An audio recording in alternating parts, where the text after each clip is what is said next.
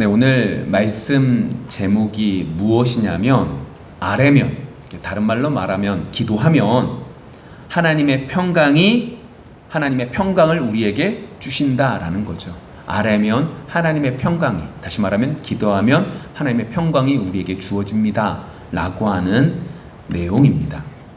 그런데 이 말을 제가 이렇게 설명을 해드리면 우리는 어떻게 그냥 쉽게 봤냐면, 우리가 하나님께 열심히 기도하면 하나님께서 그 평강을 우리에게 주시는데, 그 평강이라고 하는 것은 내가 소망했던 그것을 하나님이 이루어 주시는 거구나 라고 생각을 한다는 거죠. 그래서 어디까지 결론이 나냐? 그러니까 우리 기도 열심히 해서 우리의 소원을 이루자 라고 하는 것으로 우리는 생각을 하게 됩니다. 근데 성경 속에서 기도라고 하는 것은 내 소원을 이루기 위한 도구가 아니라 내 자신을 부인하는 것이 기도라고 하는 것을 우리는 보고 있습니다.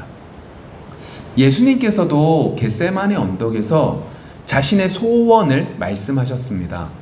하나님 아버지, 죽고 싶지 않습니다.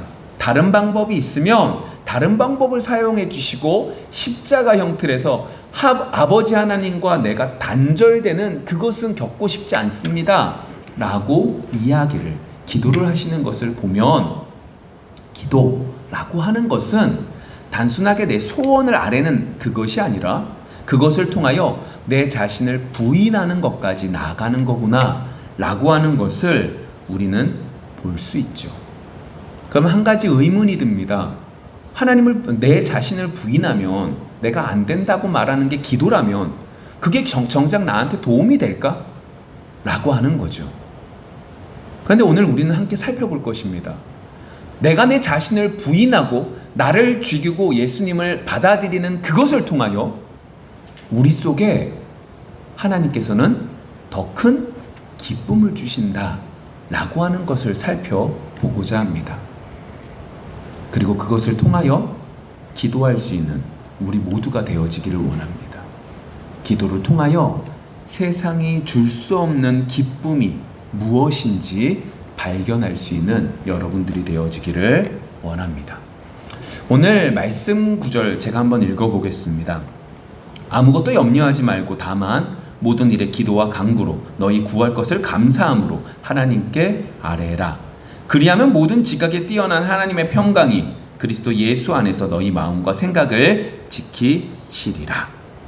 뭐라고 말하냐면 이 말을 합니다. 아무것도 염려하지 말고 모든 것들을 기도하고 간구하고 하나님께 감사함으로 나가면 어떻게 하신다? 좀 전에 봤던 7절 같이 내 소원을 다 이루어 주시겠다라고 말한 것이 아니라 모든 지각, 이게 무슨 말이냐면 이 얘기입니다. 우리가 생각하는 그 범위를 뛰어넘는 것, 우리가 생각하는 모든 지식적인 것, 모든 것들, 가능성, 그 모든 것들을 뛰어넘는 걸 모든 지각이라고 표현하고 있는 겁니다. 그러니까 어떻게 해요? 모든 것들, 우리의 생각을 뛰어넘는 하나님께서 뭐 하신다? 우리의 마음과 생각을 뭐 하신다? 지켜주신다 라고 말씀하고 있습니다. 미래 일을 염려하지 말라는 거죠. 모든 거 염려하지 마 라고 말씀하시는 그 의미입니다. 그런데 이제 문제는 이겁니다. 염려를 안 하고 싶죠. 염려하고 싶은 사람이 어디 있습니까? 맨날 가면 병원 같은 데서 하는 가장 기본적인 질병의 원인이 뭐래요? 스트레스라고 말하잖아요. 그러니까 정확하게 제 병명을 정확하게 아는 것도 쉽지 않지만 병명이 좀 애매하면 대부분 하는 말이 뭐냐면 마음을 편안하게 먹고 스트레스 받지 말래요. 그런데 이제 문제는 이겁니다. 어느 누구도 스트레스를 받고 싶어 안 합니다. 어느 누구도 염려하고 싶어 하지 않죠. 그런데 우리 속에는 언제나 염려가 있다라고 하는 거죠. 그런데 어떻게 아무것도 염려하지 말고 하나님께 아뢰므로 끝낼 수 있는 거죠? 오늘 이 말씀은 어떻게 이루어지는 걸까요? 그 말씀을 보기 위해선 오늘 성경 본문 그 전에 있었던 4절과 5절 이 말씀들을 좀 정리를 해보시고 이걸 바탕으로 오늘 말씀을 들어가면 이 말씀 속에서 결국 결론이 나타나게 됩니다. 먼저 4절 말씀 제가 한번 읽어볼게요. 주 안에서 항상 기뻐하라. 내가 다시 말하노니 기뻐하라. 여러분, 이 말씀 어디서 많이 들었던 말씀입니다. 어디서 많이 들었냐면 데살로니가전서에서 많이 있죠. 데살로니가서 5장에서 이렇게 말합니다. 5장 16절 항상 기뻐하라. 쉬지 말고 기도하라. 범사에 감사하라. 이것이 그리스도 예수 안에서 너희를 향하신 하나님의 뜻이니라 라고 말씀하고 있습니다. 조금 전에 우리가 본문에서 봤던 4절의 말씀은 데살로니가 전서의 말씀과 일맥상통합니다. 근데 데살로니가 전서의 말씀이 한 가지 더 한 걸음 더 나아가는 것이 있습니다. 그게 뭐래요? 항상 기뻐하는 것이 뭐래요? 마지막 18절 마지막 부분에 하나님의 뜻입니다 라고 말하고 있다는 거죠. 기뻐하는 것이 단순하게 그냥 즐겁게 살아, 웃으면 복이 오니까 즐겁게 살아, 너희들은 하나님 백성이니까 즐겁게 살아야 돼 라고 말하는 것이 아니라 하나님의 뜻이니까 너희들은 어떻게 하라는 거예요? 기뻐하면서 살아가라는 겁니다. 여러분, 다시 한번 질문을 던져볼까요? 조금 전에 우리는 염려에 대한 얘기를 했고 지금은 기쁨에 대한 얘기를 하고 있습니다. 여러분, 왜 우리가 기뻐하지 못하죠? 많은 이유가 있겠지만 이게 근본적으로는 이겁니다. 내가 알고 있는 이 모든 것들이 내 마음대로 된다 안 된다? 안 된다는 게 나의 마음속에 기쁨이 사라지는 원인입니다. 나는 기분 좋게 이렇게 하면 될 거야 라고 기분 좋게 딱 하는데 그 모든 것들이 내 마음대로 되지 않죠. 기쁨보단 근심과 염려와 걱정이 더욱더 몰아치게 되는 것을 우리는 볼 수 있습니다. 그러다 보니까 세상 사람들이 어떻게 행동을 해요? 내 마음대로 이곳에서 살아가려면 뭐가 있어야 된다? 힘이 있어야 되는구나. 이 힘을 가지고 살아가야지 내 마음대로 내가 원하는 것을 내 원하는 때에 할 수 있어서 더 많은 것들을 누릴 수 있겠구나 라고 생각을 하게 됩니다. 여러분, 이것 자체가 성경적으로 보면 죄입니다. 죄인인 인간이라서 우리는 이것이 죄인질도 모르면서 살아가고 있지요. 여기서 한 걸음 더 나가 볼까요? 내가 힘을 가지면 이 세상에서 내 마음대로 살아갈 수 있고 그러면 기쁨이 넘치겠지? 이 마음을 먹고 열심히 세상에서 힘을 가지려고 하는데 이미 세상에 힘을 가진 사람이 있어요, 없어요? 있다는 거예요. 화딱지나죠. 내가 할 수 있는 게 없는 거예요. 내 한계를 분명히 보는 거예요. 그래서 그때 사람들은 뭘 구해요? 신을 구합니다. 신에게 잘 빌면, 신에게 내 정성을 잘 보이면, 신한테 내가 모든 것들을 헌물을 많이 하면 신이 나에게 감동해서 그래, 네가 이만큼 했으니까 내가 더 많은 걸 주겠다. 금도끼 은도끼처럼 더 많은 것들을 주겠다 라고 하면서 얻으려고 신을 의지하게 됩니다. 제가 왜 이 말씀을 드리냐? 그런데 우린 좀 다릅니다. 성경은 뭐라고 말하냐? 이렇게 말을 합니다. 우리가 예수님을 찾아온 것이 아니라 예수님이 우리에게 오십니다. 그리고 우리에게 뭐라고 하시냐? 야, 네 소원이 뭐야? 내가 네 소원을 이루어줄게 라고 말하지 않고 너의 소원이 뭐야? 내가 네 걸 가지고 갈게 라고 말씀을 하십니다. 내 뜻을 다 무너뜨리십니다. 그리고 어떻게 해요? 하나님의 뜻을 내 안에 이루게 하시죠. 지금 기쁨에 대한 이야기를 하면서 이 이야기에서부터 시작을 하고 있습니다. 자, 하나님은 우리에게 먼저 다가오셔서 우리의 모든 뜻을 다 버리게 만드시고 하나님의 뜻을 우리에게 집어넣어 주신다라고 하는 겁니다. 그래서 하나님을 믿는다라고 하는 것은 로마서 11장에 이렇게 말을 하거든요. 만물이 누구에게서 나오고? 주에게서 나오고 주로 말미암고 어디로 돌아간다? 주께로 돌아간다라고 말합니다. 이게 무슨 말이냐면 모든 것들이 다 누구 거다? 하나님 거다라는 거예요. 이해되셨죠? 이 모든 것들이 다 하나님 거니까 내 생각대로, 내 방법대로, 내 뜻대로 가는 것보다 누구 뜻대로 가는 게 더 맞는 거예요? 하나님 뜻대로 가는 게 훨씬 더 좋기 때문에 하나님은 우리를 사랑하셔서 먼저 우리에게 다가오셔서 우리의 뜻을 다 버리게 만드신다는 거예요. 우리의 계획을 다 무너뜨리게 하시고 우리의 모든 것들을 다 무너뜨리게 하시며 하나님의 뜻을 이루게 하심으로 하나님이 우리에게 가장 좋은 것들을 주시는 것들을 맛보게 하신다라고 하는 거죠. 우리는 그것을 믿는 겁니다. 다른 걸 믿는 게 아닙니다. 그게 우리 교회의 입장으로 말하면 뭐라고 말하는 거예요? 하나님은 언제나 우리에게 가장 좋은 것들을 주신다. 이걸 다른 말로 말해볼까요? 누구는 맞고 누구는 틀리다? 하나님은 맞고 우리는 틀리다. 모든 만물이 다 하나님의 뜻대로 이루어지는 것을 믿는 그리스도인들은 이 모든 만물이 하나님의 뜻대로 이루어지기 때문에 뭐 할 수 있는 거예요? 기뻐할 수 있는 겁니다. 맞아요. 내가 생각하는 것과 내가 계획한 것과 지금 이루어진 일들이 전혀 틀려요. 아니 난 돈 많이 벌려고 했더니 빚만 몇천억을 진 거예요. 예를 든 거예요. 죽을 것 같은 거죠. 나 행복하고 떵떵거리며 기뻐하며 즐겁게 살려고 정말로 열심히 다했는데 그 모든 것이 다 무너진 거예요. 그런데 하나님은 뭐라고 말하냐? 그 안에서 뭐 하라는 거예요? 하나님이 모든 만물의 주인이시기에 그 안에서 기뻐하여라, 기뻐해야 된다라고 말씀하고 있는 거죠. 왜요? 만물의 주인이시고 그리고 하나님은 맞고 우리는 틀리기 때문에 그래요. 여러분 이 말이 좀 부담스러우시다면 이렇게 보시면 됩니다. 요한계시록 10장에 보시면 이 말이 있습니다. 하나님의 말씀이 먹을 때는 달아요. 감사합니다 하나님. 그런데 먹고 난 다음에 속에서는 어떻게 해요? 쓰다는 거예요. 불편하다는 거죠. 여러분 하나님 말씀을 들었고 불편하지 않으면 안 돼요. 들을 때는 좋아 아멘 했는데 집에 갔더니 불편한 거 이게 막 부딪혀요. 이게 정상적인 하나님의 말씀을 받은 거죠. 근데 문제는 어디에 있느냐?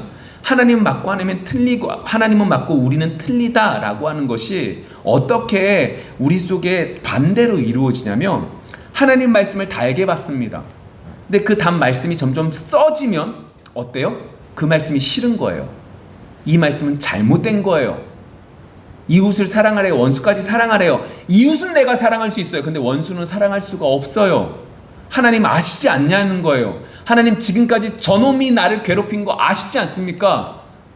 여러분 그 말, 그 생각 안 드십니까? 저는 들어요. 이게 뭐예요? 하나님은 맞고 우리는 틀리다를 정반대로 하나님 제가 맞고 하나님이 틀렸습니다 라고 말하는 것과 동일한 거죠. 그러나 성경은 오늘 분명하게 이렇게 말합니다. 만물의 주인이기 때문에 뭐 하신다?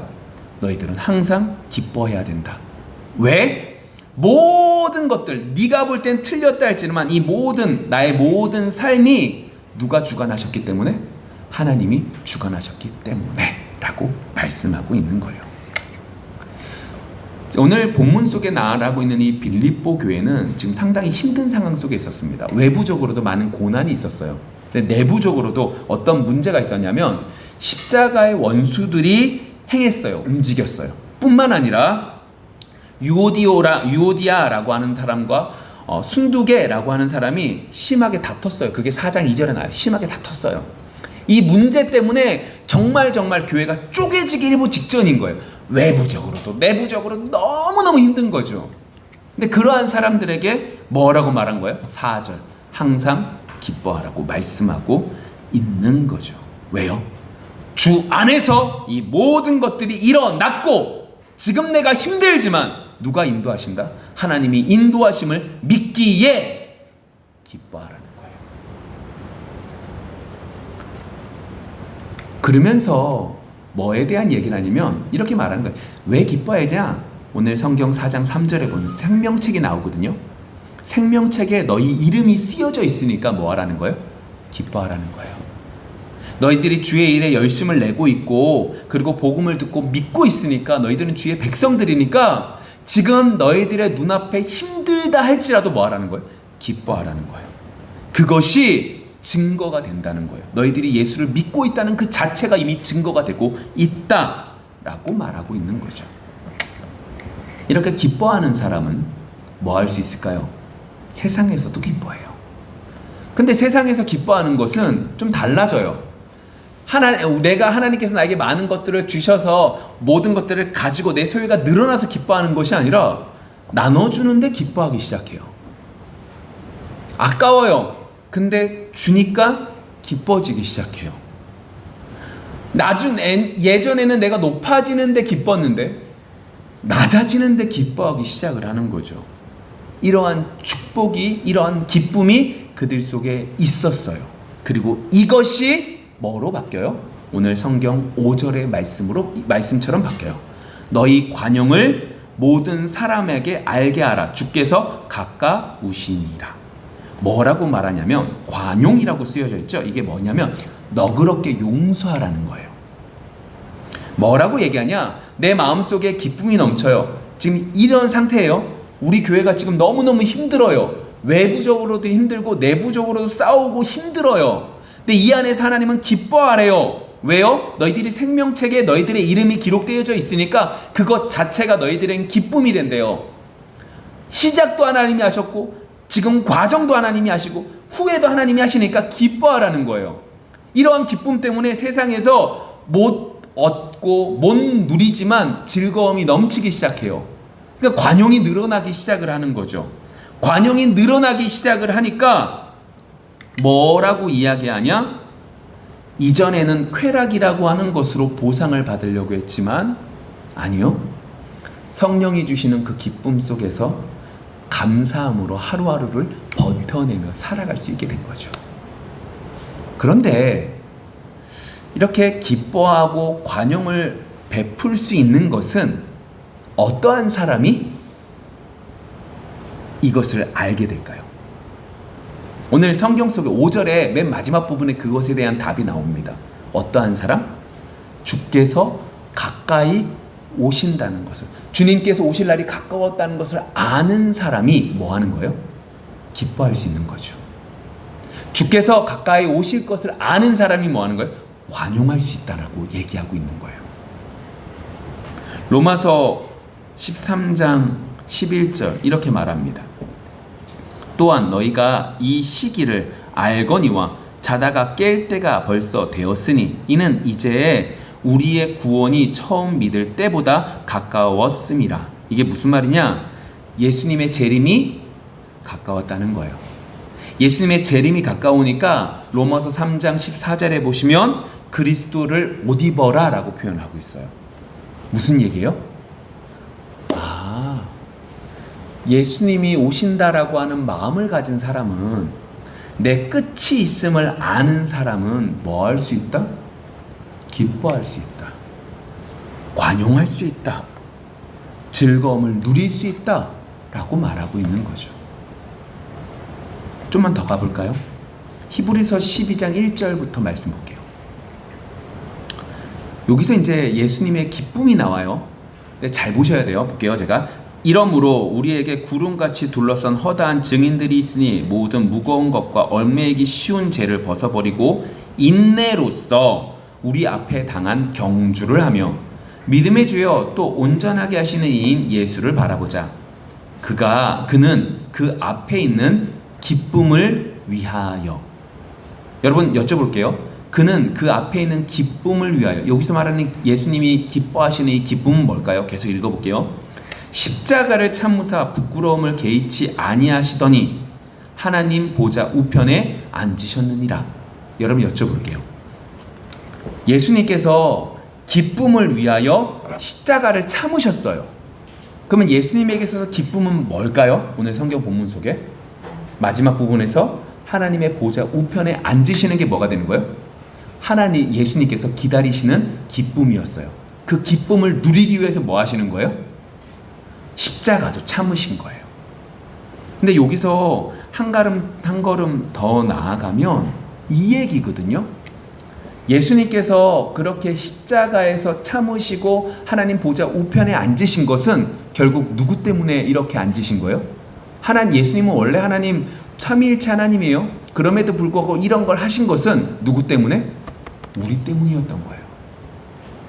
우리를 위하여 하나님을 하나님 아버지라고 부를 수 있게 십자가에서 모든 죄를 짊어지심으로, 뭐 하심으로? 그리고 승천하셔서 하나님 보좌 우편에 앉으심으로 우리가 양자되어서 뭐 되는 거예요?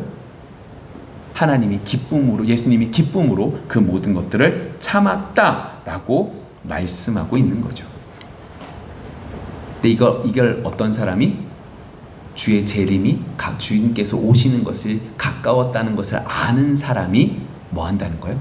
알아서 주님께서 다시금 오시면 우리가 정말로 저 천국에서 주님과 함께 하나님을 아버지라고 찬양하며 예배드리며 영원히 살 수 있구나 라는 걸 알기에 이 땅에서 기뻐하고 뭐 한다? 관용하며 살아간다 라고 말하고 있는 거죠. 어렵죠? 근데 여러분 여쭤볼게요. 이게 왜 어려운지 아세요? 제가 하는 말이 어려운 게 아니에요.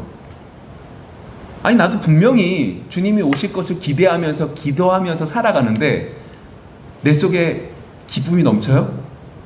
내 속에 관용이 있어요? 없거든요. 그러니까 이제 부딪히는 거예요. 제가 말하고 있고 설명하는 이 얘기를 못 이해하는 게 아니라 이 삶과 내 삶이 전혀 맞지가 않으니까 불편한 거예요. 여러분 여쭤볼게요. 예수님께서 그리고 오늘 바울 사도가 이렇게 쓸 때 하나님께서 지금 이렇게 쓰고 있지만 이걸 못할 걸 아실까요? 모르실까요? 아신다는 거예요. 여러분 우리는 여기까지 가셔야 돼요. 아우 성경에 이런 말이 있네. 그래 내가 이 사람이 돼야지. 주여 하나님 저희들이 이런 사람이 되겠습니다 라고 말하면서 가야 된다라고 생각하는데 그게 아니라 거기서 한 단계 더 나가셔야 돼요. 주님은 그렇게 말하지만 그렇게 말씀하셨고 우리에게 지키라고 하셨지만 우리는 그걸 할 수 있다 없다? 못한다 라고 하는 걸 우리는 마음에 새겨야만 되는 거죠. 하나님은 알고 계십니다. 여전히 염려가 가득하다는 것을. 여전히 하나님의 은혜보단 세상 사람들과 동일한 삶 때문에 염려하고 있다는 것을. 내일의 염려와 그리고 돈에 대한 그 여러 가지들 때문에 돈을 더욱더 가지려고만 몸부림치는 것이 우리인 것을 분명하게 알고 계시죠. 그때 하나님은 뭐 하라고 하셨을까요? 이제 이게 중요한 거예요. 지금까지 얘기했던 그 정말로 어떻게 보면 천상계에 관련되어 있는 하나님의 백성으로서 온전한 사람들만 이룰 수 있는 항상 기뻐하고 관용하고 이것들을 이룰 수 있는 것을 못하는 걸 알고 계시는 하나님께서 우리에게 주신 게 뭘까요? 그게 바로 기도예요. 정말로 불가능한 이것들을 하나님은 우리에게 기도를 통하여 하라고 말씀하고 계시는 거죠. 여러분 여기서 말하고 있는 이 기도라고 하는 것을 우리 이렇게 생각하시면 안 돼요. 기도를 하라고 했으니까 하루에 3시간씩 기도하고 기도의 제목들을 쭉 정리해서 쭉 기도해야지. 이 방법론으로 말하고 있는 것이 아닙니다. 제가 그것들을 말하려고 했다면 굳이 4절, 5절 이 어려운 내용들을 말할 필요가 없었죠. 근데 이 내용들을 말했던 것은 어떠한 의미냐면 항상 기뻐하고 그리고 관용하는 것은 어떠한 사람들이 이렇게 할 수 있대요? 주께서 가까이 오신다는 걸 아는 사람이 이렇게 할 수 있다고 말했어요. 그리고 이것조차도 할 수 없음을 하나님은 알고 계신다고 말씀을 드렸죠. 그러면 이 말의 의미는 이겁니다. 우리가 기도하라고 하는 것은 이거예요. 하나님이 지금까지 나를 인도하신 것을 뭐 하라는 거예요? 바라보라는 거예요. 제가 지금 말하고 있는 방법론을 말하는 게 아니에요. 회개의 기도는 이렇게 하시고 강구는 이렇게 이 얘기를 하고 있는 거 아니에요. 그 기도라는 것을 통하여 어려운 문제 앞에서 우리가 기도하잖아요. 어려운 문제 앞에서 뭐 하라는 거예요?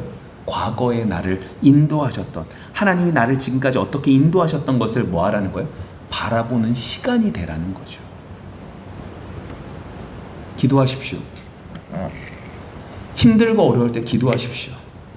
내 생각대로 이루어지지 않을 때 기도하십시오. 지금까지 나를 인도하신 하나님을 바라보라는 얘기라고요. 지금까지 인도하신 하나님을 바라볼 때 어떻게 되는지 아십니까? 맞아, 내가 그때 너무너무 힘들었는데 하나님도 안 계신 것 같고 나한테 아무것도 없는 것 같고 나에게 정말로 힘든 시간들이었는데 내가 그것들을 생각하고 뒤돌아보고 그것들을 통하여 내가 더욱더 주님을 바라봤네. 내가 그 힘든 것들 때문에 주님의 역사하심을 보게 되었고 주님을 더욱더 믿게 되었고 주님 앞에 한 걸음 더 나아갈 수 있었네 라고 한다면 그 힘듦이 뭐가 되냐? 감사의 제목으로 바뀌게 된다는 거예요. 우리는 이렇게 생각합니다. 기도를 통하여 내 소원을 다 이루어야지. 기도를 통하여 내가 못한 것을 하나님의 능력으로 내가 해내야지. 하나님은 그렇게 말씀하신 적이 없습니다. 도리어 기도의 시간을 통하여 과거에 하나님이 나에게 역사하신 것들을 바라보는 것들을 통하여 더욱더 주님을 의지하고 의지할 수 있었음에 그 힘듦이 뭐가 되는 것들을 맛보기를 원하신다? 감사의 제목들이 되는 것을 맛보기를 하나님은 원하시고 계시는 거죠. 그런 면에서 오늘 본문을 다시 한번 보십시오. 아무것도 염려하지 말고 다만 모든 일에 기도와 간구로 너희 구할 것을 감사함으로 하나님께 아뢰라. 그리하면 모든 지각에 뛰어난 하나님의 평강이 그리스도 예수 안에서 너희 마음과 생각을 지키시리라. 뭐라고 말을 해요? 7절에서 모든 지각에 뛰어난 하나님의 평강이 그리스도 예수 안에서 너희 마음과 생각을 지키신다라고 말했어요. 제가 지금까지 했던 얘기를 그대로 하고 있는 거예요. 내 소원이 이루어지는 것이 기도의 목적이 아니라 그 기도를 통하여 과거의 삶 속에서 하나님이 나를 인도해 주셨네, 하나님이 더욱더 하나님을 알게 하셨네, 이게 나한테 감사의 제목이네, 이것들을 맛보기를 원하신다는 거죠. 이걸 통하여 뭐 하시는 거예요? 내 생각과 내 마음을 하나님이 지켜주시는 거예요. 맞아요, 내가 이 정도의 수준에서 살고 있었거든요. 그런데 하나님 앞에 내가 크게 기도했는데 그 모든 것들 속에서 더욱더 폭삭 망했어요. 망한 다음에 내가 너무나 방황하고 너무나 힘들었어요. 하나님을 의지하고 수를 더욱더 의지하며 살았죠. 그러다가 하나님을 맛보게 되었고, 그리고 그 맛본 것들 속에 내 삶은 여기서 떨어졌지만 이 힘듦 속에서 나는 더욱더 하나님을 맛봤네, 더 하나님의 은혜가 무엇인지 알았네, 하나님이 나를 사랑하시네 라는 것을 깨달았다면 그것 자체가 뭐 하는 거예요? 오늘 이 말씀이 된 거죠. 마음과 생각을 지켜주신 것이 된 거죠. 세상이 줄 수 없는 평강을 하나님이 베풀어 주시는 거죠. 여러분, 이게 어렵죠? 그럼 예를 들어 볼게요. 사도행전 12장 6절부터 말씀입니다. 헤롯이 잡아내려고 하는 그 전날 밤에 베드로가 두 군인 틈에서 두 쇠사슬에 매여 누워 자는데 파수꾼들이 문 밖에서 옥을 지키더니 호련히 주의 사자가 나타나며 옥중에 광채가 빛나며 또 베드로의 옆구리를 쳐 깨워 이르되 급히 일어나라 하니 쇠사슬이 그 손에서 벗어지더라. 천사가 이르되 띠를 띠고 신을 신으라 하거늘 베드로가 그대로 하니 천사가 또 이르되 겉옷을 입고 따라오라 한데 베드로가 나와서 따라갈새 천사가 하는 것이 생시인 줄 알지 못하고 환상을 보는가 아니라. 자, 이게 무슨 말이냐면 헤롯이 베드로를 잡습니다. 그리고 베드로를 이제 죽이려고 하죠. 그래서 감옥 안에 두고 내일이 되면, 무교절이 끝나는 내일이 되면 그를 죽이려고 합니다. 그때 뭐라고 말해요? 천사가 나타납니다. 그리고 베드로를 구출하는 장면이 좀 전에 봤던 그 장면입니다. 근데 구출하는 그 장면 속에 하나 특이한 장면이 있습니다. 내일 되면 죽는 거 압니다. 절기가 끝나면 죽일 거라는 거 너무나 잘 알고 있습니다. 내가 지금 살아남은 것은 절기 때문에 살아남은 것이지 다른 무엇 때문에 살아남지 않은 것 분명히 압니다. 근데 베드로의 모습이 어때요? 깊이 잠들었습니다. 천사가 옆구리를 쳐야지만 깨어질 정도로 잠들었습니다. 아까 전에 말씀드렸죠? 내 원래 수준이 여기였습니다. 근데 이만큼 떨어졌습니다. 힘들고 어렵습니다. 방황도 할 수 있죠. 근데 그 속에서 하나님이 나를 만져주시고 하나님을 알아간 것이 그에게 기쁨이 된다라고 말했습니다. 그것이 오늘 성경 속에서 뭐라고요? 하나님이 주시는 평강이라고 말을 했습니다. 베드로가 딱 그것을 느끼고 있는 겁니다. 내일 되면 죽는다니까요. 베드로는요. 원래 있는 수준에서 최악까지 떨어졌다니까요. 근데 베드로는 뭐예요? 깊이 잠들어요. 세상이 말할 수 없는 평안과 기쁨이 그의 속에 있었다라고 하는 거죠. 여러분, 기도하는 목적이 어디에 있으십니까? 내가 원하는 것을 이루고 내가 원하는 것들을 성취하기 위해서 기도하고 계십니까? 여러분, 그 성취는 다음 것에 대한 갈망으로밖에 되어지지 않습니다. 하나님이 우리에게 기도라는 것을 주시는 이유는 세상이 줄 수 없는 평안함을 주시기 위한 겁니다. 베드로가 느꼈던 내가 내일이면 죽는데 난 그래도 깊이 잠들 수 있어요. 왜요? 세상이 알 수 없는 평안함을 그에게 주셨거든요. 내 위치가 땅끝까지 떨어졌음에도 불구하고 그는 기뻐할 수 있었어요. 왜요? 이전에 하나님이 나를 지켜주셨거든요. 그 모든 삶을 통하여 내가 하나님을 알아가고 있거든요. 내가 지금 죽음 앞에 놓여있지만 하나님을 알아가고 있다는 것이 세상의 어떤 것보다 가장 귀한 걸 그는 분명히 알고 있고 누리고 있었거든요. 그래서 이 평안을 누리고 있었던 거예요. 여러분, 우리의 기도의 모습들을 살펴보십시오. 세상이 줄 수 없는 그 평안함을 누리고 있으십니까? 내 손에 아무것도 없지만 그럼에도 불구하고 하나님이 주시는 평안함으로 넘칠 수 있는 여러분들이 되어지기를 소망합니다.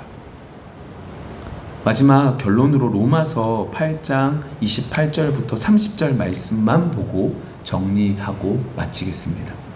우리가 알거니와 하나님을 사랑하는 자 곧 그의 뜻대로 부르심을 입은 자들에게는 모든 것이 합력하여 선을 이루느니라. 하나님이 미리 아신 자들을 또한 그 아들의 형상을 본받게 하기 위하여 미리 정하셨으니 이는 그로 많은 형제 중에서 맏아들이 되게 하려 하심이니라. 또 미리 정하신 그들을 또한 부르신 그들을 또한 의롭다 하시고 의롭다 하신 그들을 또한 영화롭게 하셨느니라. 자, 여기서 먼저 합력하여 선을 이룬다 라고 말하는 것은 이 얘기가 아니에요. 내가 지금 손해봤어요. 근데 이 손해가 바뀌어서 많은 것들을 이익을 얻는다, 이 의미 아니에요. 여기서 이제 합력하여 선을 이룬다 라고 말하는 것은 이 로마서 8장 이 앞에 부분 26절에 보시면 성령에 대한 얘기가 나와요. 그러니까 성령이 말할 수 없는 탄식으로 우리 위하여 기도하신다예요. 그러니까 성령이 우리 위하여 기도하시는 그것들이 뭐해서 합력하여 선이 뭘까요? 여기서 말하고 있는 선이 뭐예요? 부자가 되는 거 아니에요. 선이라고 말하는 건 29절을 보시면 뭐라고 얘기해요? 그리스도를 그의 형상을 뭐 하는 거? 본받는 거라고 하는 거예요. 그럼 이 얘기예요. 성령이 말할 수 없는 탄식으로 합력하여 선을 이루심으로 우리가 어떻게 해요? 그리스도를 닮아가는 자가 되어지게 인도해 주신다. 그것이 결국 어디까지? 영화롭게 만들어 가시는 것이다 라고 말하고 있는 거죠.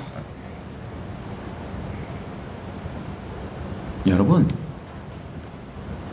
이미 주님께서는 십자가로 우리에게 모든 것들을 이루어 주셨고 완성하셨습니다. 그리고 우리를 하나님의 자녀로 삼아 주셨죠. 근데 우리의 인생길을 뒤돌아보면 좋은 일보다 나쁜 일이 더 많습니다. 어릴 때는 웃을 일들이 많잖아요. 저희 집 아이들도 보면 그냥 별것도 아닌데 하루 종일 웃습니다. 너무 웃어서 좀 조용히 하라고 할 정도로 지네들끼리 웃고 떠들고 그리고 싸우고 또 웃고, 이게 반복입니다. 근데 나이가 들면 어때요? 압니다. 기쁜 일보다 슬픈 일이 더 많은 것. 그래서 어른들 중에 웃는 얼굴보다 인상 쓰고 있는 그 주름이 더 잡힌 것들을 우리는 훤히 너무나 많이 볼 수 있죠. 그것이 인생입니다. 근데 우리는 기억해야 됩니다. 그 속에서 하나님은 우리에게 뭐라고 말씀하셨어요? 항상 기뻐하래요. 관용하래요. 우리가 할 수 없는 걸 하나님은 하라는 거예요. 그것을 위하여 하나님은 뭐라고 하셨어요? 기도하라고 하셨어요. 기도가 뭐였어요? 내 소원을 이루기 위해서, 목적을 이루기 위한 도구가 아니라 우리의 과거 속에서 하나님이 인도하신 것들을 보라는 거였어요. 힘든 여건들 속에서 어찌어찌 지금까지 살아왔는데 그 모든 것들을 뒤돌아보니, 기도를 통하여 뒤돌아보니 이 모든 것들이 누가 역사하신 거예요? 하나님이 역사하셨거든요. 힘들었어요. 아팠어요. 몸이 상처났고 몸이 괴로워요. 근데 이 모든 것들이 누구를 바라보게 하셨어요? 주님을 바라보게 하셨어요. 주님을 바라보게 하셨다는 그 사실 자체가 뭐가 되는 거예요? 기쁨이 되는 거예요. 평강이 되는 거예요. 세상이 말할 수 없는 기쁨으로 우리에게 넘칠 수 있도록 기도가 나에게 주는 축복이었던 거죠. 이번 한 주 내 인생이 왜 이래? 라고 고민하지 마시고 기도하십시오. 과거의 모습들 속에 하나님의 인도하심을 바라보십시오. 그러면 그 속에서 기도가 줄 수 없는, 세상이 형용할 수 없는 그 기쁨과 평안이 우리에게 주어지는 줄 믿습니다. 그 은혜를 누릴 수 있는 이번 한 주가 되어지기를 원합니다. 기도하겠습니다.